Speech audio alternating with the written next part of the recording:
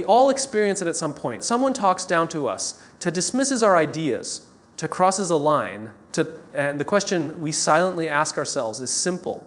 So how should I respond? To most people, believe disrespect is something you fight, to something you confront aggressively, to something you shut down with force. But that assumption is wrong. Disrespect is not a power problem. It's a leadership problem. And leadership always starts with how you lead yourself. Today, I want to share 5 ways to handle people who disrespect you, not so you can win an argument, but so you can protect your values, your energy, and your sense of purpose. To disrespect only has power when it pulls you away from who you are. The moment it controls your emotions, your reactions, or your identity, it's already won. So let's talk about how to respond with clarity instead of chaos.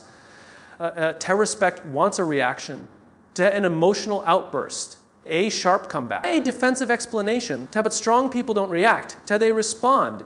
Pausing is not weakness.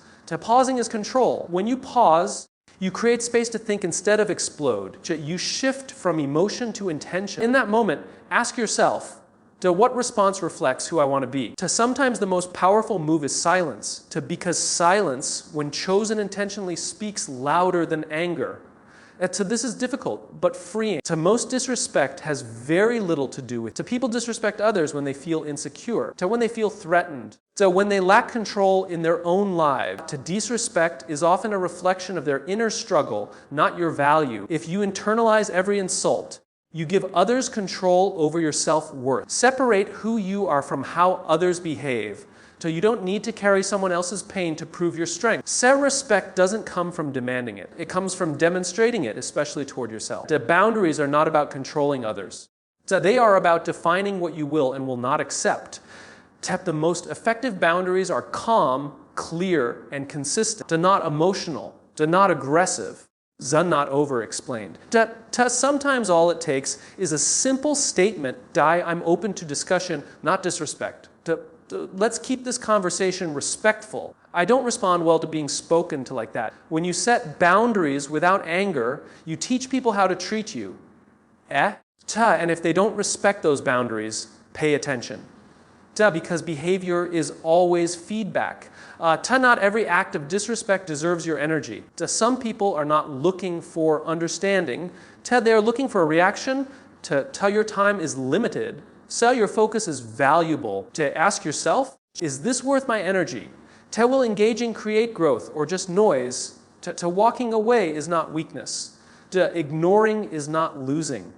Sometimes it's leadership. When you stop feeding disrespect with attention, it often disappears. You don't owe everyone access to you. You don't owe everyone an explanation. And you don't need to attend every argument you're invited to.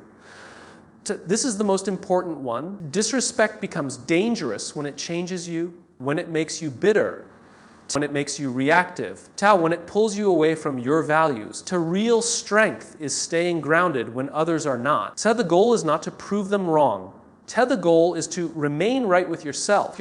Am I acting out of ego or purpose? Am I responding out of fear or confidence? People who disrespect you may never change. You always control how you show up. When you consistently act with clarity and self-respect, something shifts. You stop seeking validation from people who don't respect you. Handling disrespect isn't about being louder. It's about being clearer. Clear about your boundaries. Clear about your values. Clear about who you are and who you refuse to become. When you lead yourself well, disrespect loses its power because no one gets to define your worth unless you let them.